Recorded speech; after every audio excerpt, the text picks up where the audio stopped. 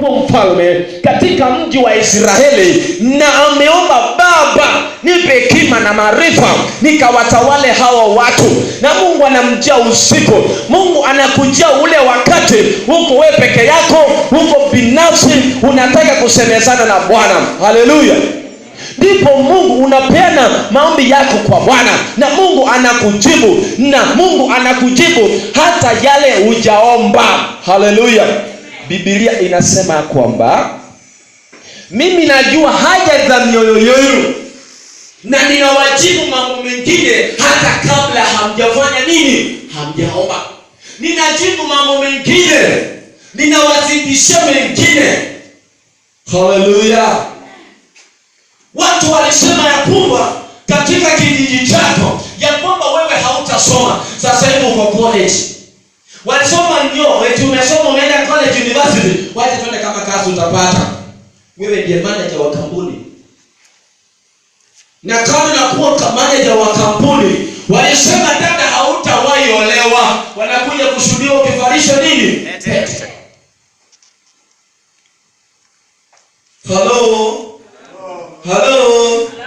Walisema wewe mama bwanako hata kupenda, lakini kila jioni anakuja anakuambia sweetheart, mkate ndio huu.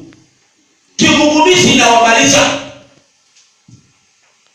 Hello. Walisema mtoto wako hatasoma. Watoto wako wako wapi? Wako Makerere University nje ya nchi yetu ya Kenya. Na wao ndio sasa wamejua kama manager.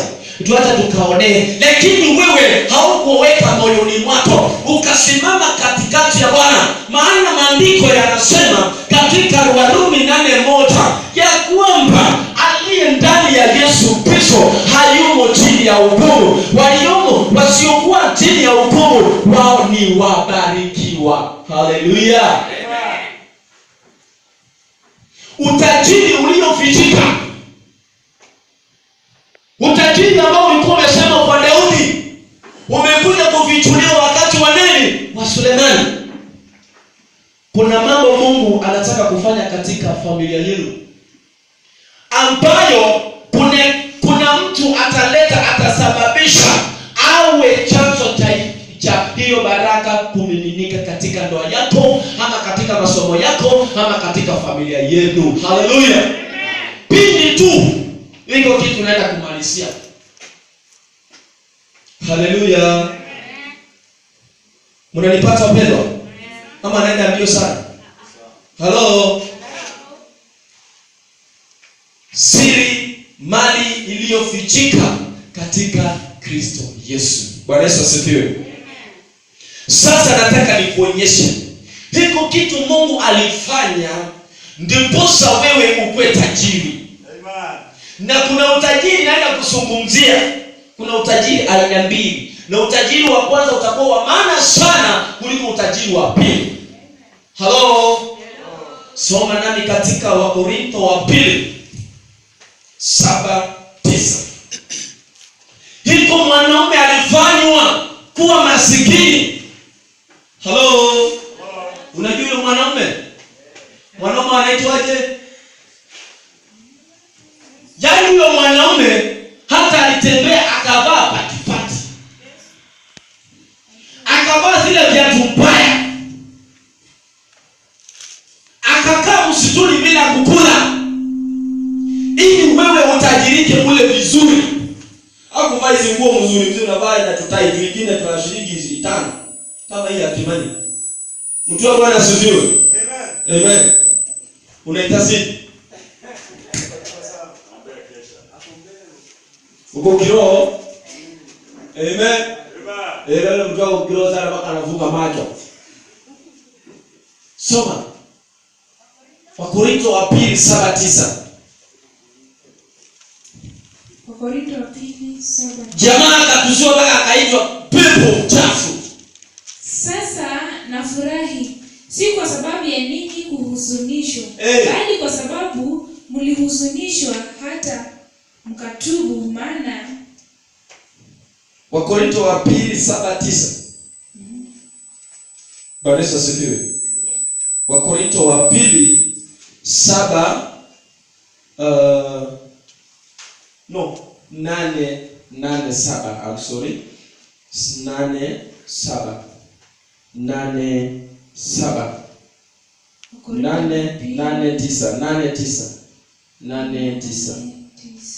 8:9. Very good. Maana mmejua neema ya Bwana wetu Yesu. Mmejua neema ya Bwana wetu Yesu Kristo. Jinsi alivyokuwa maskini yeye Yesu kwa ajili yenu. Ingawa alikuwa tajiri. Haleluya. Amen. Nataka usome maliza. Ili kwamba ninyi mpate kuwa matajiri kwa umaskini wake. Haleluya. Amen. Hebu soma hiyo verse tukifuata sisi wote kanisa. Maana mmejua neema ya Bwana wetu Yesu Kristo. Maana mmejua. Sisi wote kanisa, haya tuanze basi sister. Maana mmejua neema ya Bwana wetu Yesu Kristo. Bwana asifiwe. Hatusemi sisi wote, tusimame juu kwa jina la Yesu.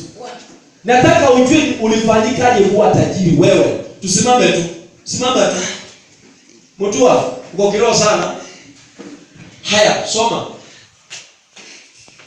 Maana mmejua neema ya Bwana wetu Yesu Kristo. Jinsi alivyofanyika maskini. Kwa ajili yenu. Ingawa alikuwa tajiri. Ili kwamba ninyi mpate kuwa matajiri. Kwa umaskini wake. Sasa hapo penye sema ninyi weka mimi. Halo. Wewe ni tajiri ama maskini? Tajiri mwenyewe. Wewe ni tajiri ama maskini? Imekuwa watu naambiwa bwana 3 times ubarikiwe. Nani amekuroga mama? Nani amekuroga ndugu? Eti baraka yako lazima utoe 3 times. Ndio nikuombe bali mimi niko na baraka zako. Halo. Tunajua sister mambo yako haendi mzuri shule. Mama unaambiwa dada kuna mambo hujawekwa mzuri. Roho wa Mungu amenionyesha. Na tunakuwa mkali, unajua watu washirika ni waoga. Bwana Yesu asifiwe. Unajua pastor akisimama hapa juu nikikukasia macho unaangalia chini. Okay. Roho wa Bwana amenionyesha kuna jirani yako ambaye mwendani mzuri.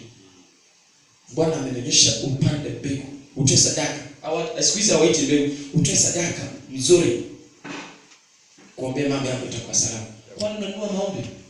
Mimi kaa usiniombee. Najua kuomba. Hello.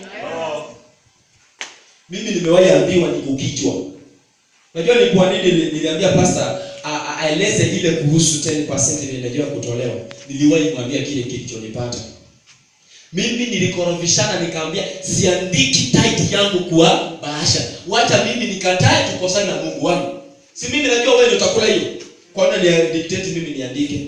Na hiyo kitu inaleta shida kwa makanisa. Nikitoa mzuri radio church treasure. Kwenye chama. So unatoa kama utoe mzuri, mami huwezi ona ngo. Pastor siko hivyo. Huwezi chaguliwa kuwa kiongozi. Mami, huwezi chaguliwa. Kama utoe 10% huwezi chaguliwa. Kama unataka mchungaji maziwa, huwezi chaguliwa. Hujaqualify. Wewe ni huwezi muaminifu. Tuketi katika jina la Yesu. Uwezi. Hata kama praise and worship uwezi ndio microphone uimbe. Kwa sababu wewe unajulikana si mwaminifu. Sababu ni wakati niliuliza kwa nini unataka kujua kama natoa 10%? Nataka kujua uaminifu wa washirika wangu. Wewe una washirika. Mnashirikia nini washirika wa pastor? Hii ni washirika wa Mungu, ni watoto wa Mungu. Nani anajua uaminifu? Mungu mwenyewe. Mimi sina uwezo wa kujua uaminifu wako. Ukiona uniletea nikule mimi kama mchungaji sawa, ukiona usiniletee sawa. Kwani Yesu alikuwa analipa 10% wapi? Paulo akihubiri, akina Silas. Hello. Wachungaji wamekuwa wezi kanisani. Vile Ezekiel anasema, Ezekiel 34.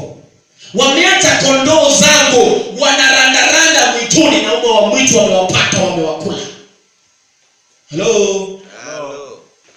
Ukihubiri unajua injili pole sema ile kanisa haiko fire. Wakati nakueleza pole la Mungu linasema hivi, Yesu alikuja kwa sababu ya hii na hii na hii. Wewe unataka nikuhubirie amebarikiwa yule mtu atoaye mbegu mzuri. Dada yangu Roho anasema toa kulingana na mapenzi ya Bwana. Nenda ulete ng'ombe yako, nenda ulete ndugu yako. Ara santa mpaka una sweat na kusweat. Una sweat mpaka anatoa tripis yako na hakuna kitu umehubiri. Naomba ruhusa katika ibada kuendea. Tunapenda zile kanisa ambazo zimejengwa vizuri. Wacha hii sakarati yetu hapa. Hapa ndipo Bwana alipo. Mungu ana haja na hii majengo. Ni wewe Mungu ako na haja na wewe. Amen. Lakini tusilegee, tusiache kujenga kanisa. Sasa tutajenga. Nzuri. Hello. Tutajenga kanisa. Na sadaka mtaletea mimi kama mchungaji wa kanisa hili. Si mnanielewa? Peana yangu ni kule. So pastor pewe saka yake ya kule. Wewe ukikula. Lakini hata wacha kuhubiri, atahubiri. Hello. Kristo Yesu maana alikuwa tajiri mbinguni, alifanywa kuwa maskini, lakini yeye hakuwa maskini ili sisi tuliokuwa maskini tuvalishe vazi la nini? Utajiri. Hello. Ukiangalia picha za Yesu, alikuwa na nguo ngapi? Moja. Unaona kiatu ya Yesu anavaa? Akala. Ila Mungu ikigonga hata nashangaa wakati alienda nyikani siku 40 na usiku 40, jamani Yesu wetu aliumia. Mwanaume aliumia. Mpaka kwa klipu naangalia hivi, anafika anabeba mawe hivi, anaangalia hivi, ndio shetani anachomoka anamwambia kama wewe ni mwana wa Mungu, badilisha haya mawe yote mkate ule. Yesu akamwambia, imeandikwa. Matthew chapter 4 verse 4 to 11. Imeandikwa, mwanadamu hawezi kuishi kwa mkate tu, bali kwa kila neno litokalo kinywani mwa Mungu. Kwa hiyo majani matatu Yesu alikuwa anasema imeandikwa. Sasa ndio maana tuko hapa kila usiku. Hili neno lako liingie akilini mwako, liingie moyoni mwako, ili majaribu yanapokuja unasema maandiko yanasema. Na wewe mwenyewe unajua haya maandiko yameandikwa wapi? Kupitia kwa ufunuo wa Bwana, pole hadi mafundisho yanafanya nini? Yanaingia. Hata mimi nashangaa sometimes. Naweza andika notebook yangu lakini kiingia hapa hakuna hata moja ninatumia. Revelation inakuja tofauti, zinateremka tu. Hata wengine wanashangaa ni pastor Mbeva anatoanga scriptures wapi? Si mnashangaa sana. Mtu anatoanga scriptures wapi? Ulaima anatoanga scriptures. Hata mimi sikuwa najua zinatoka wapi. Hello. Bwana anapeana. Mtu ana kiramu amejitetea. Some Warumi 4:7. Haya. Hapo na nataka kueleza ile baraka kubwa. Bwana Yesu asifiwe. Kabla hatujasoma hapo, kubarikiwa ni nini? Wapendwa, kubarikiwa ni nini? Ni nini inaonyesha kwamba mtu amebarikiwa? Naomba tu mnieleze. Bwana Yesu asifiwe. Wale mmefunga macho waisifu hapo mnaomba. Naomba msema amen. Kila mmoja aseme amen. Kila mmoja asema amina. Maliza maombi. Sasa, nataka nikuulize, ni nini inaonyesha umebarikiwa? Ni nini kila uko nacho ndio useme umebarikiwa? Kabla tusome hiyo scripture. Uhai kitu cha kwanza, kitu cha pili. Nataka muachane na uhai. Kila mtu akona uhai. Achana na uhai sasa. Mami, ni nini kwako ama kwenu unaweza ona enyewe tumebarikiwa ama nimebarikiwa? Kukupea watoto wewe ni mbarikiwa. Wewe mwenyewe ni nini unaona katika maisha yako unaona enyewe nimefanya nini? Nimebarikiwa. Chochote tu. Mimi sihubiri nafundisha. Kila mmoja atasema umebarikiwa na mume, anakuletea nice and lovely, anakunulia chochote kikoi unavaa vizuri, anakupea pesa unaenda unazuka nywele, mimi nimebarikiwa. navaa kile kiatu high heel shoes, naweka wivu kama hii mami ameweka kichwa, mimi nimebarikiwa. Ninakula chapati kwangu vizuri, naendesha mso yangu vizuri, navaa suti yangu vizuri, mimi nimebarikiwa. Watoto wangu wanaenda shule vizuri, mimi nimebarikiwa. Pole kwako. Okay, hiyo ni kubarikiwa, hiyo ni ya pili. Sasa teka sikio. Kila mmoja aseme amuka. Amuka. Wewe unarai amuka. Amuka. Jiambie wewe. Jipigie makofi. Na mimi nataka kufanya hiyo ndio kile ambacho naenda kuongea ukielewe kwa makini. Sawa sawa? Mimi nilikuwa kazi usiku. Nimetrenda ni mchana. Nimekuwa hapa huu wakati wote. Unaona machango ni futi 6. Si ndio? Na kesho sijui vile pastor atanipeleka. Sijui. Nisomee Warumi 4 mstari wa 7. Halafu mwingine afungue Zaburi 32 mstari wa kwanza. Nataka nisubiri mseme natumia New Testament pekee yake. Nakusa New Testament na Old Testament.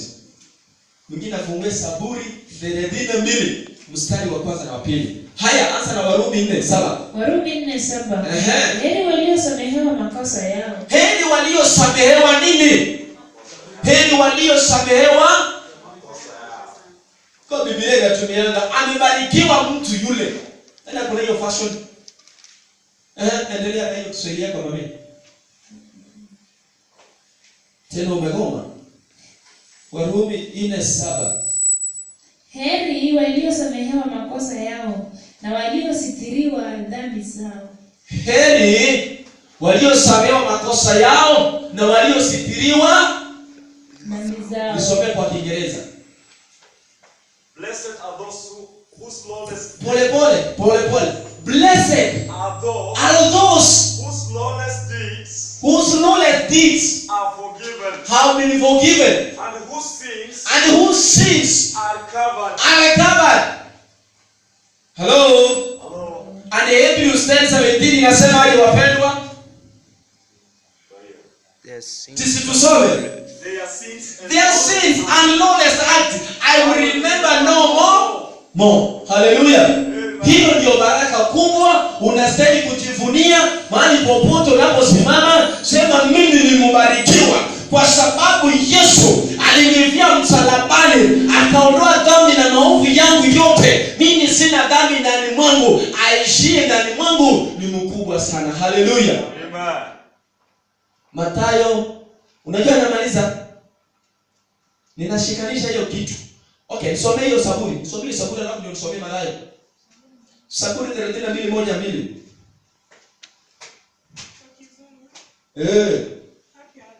Happy are those whose sins are forgiven. Happy is the one whom the Lord does not accuse of doing wrong. Amen. It's the same statement imeandikwa ni Old Testament na imeandikwa wapi? New Testament. Soma leo Kiswahili tena. Heri aliyesamehewa dhambi na kusitiriwa makosa yake. Heri Bwana asiyemhesabia upotovu, ambaye rohoni mwake hamna hila. Alafu hapo fungua Waebrania. Nataka nionyeshe hiyo maneno. It is a scripture. Waebrania 10 mstari wa 17. 10:18 It's the same. Waebrania 10:10. Katika mapenzi hayo mmepata utakaso kwa kutolewa mwili wa Yesu Kristo mara moja tu. Hello. Unatembea kama ukiringa. Mwambie kwa mapenzi hayo kupitia kwa mwili wa Yesu Kristo mimi nimesamehewa dhambi zangu zote na maovu yangu yote, na sio sasa hivi, zaidi ya miaka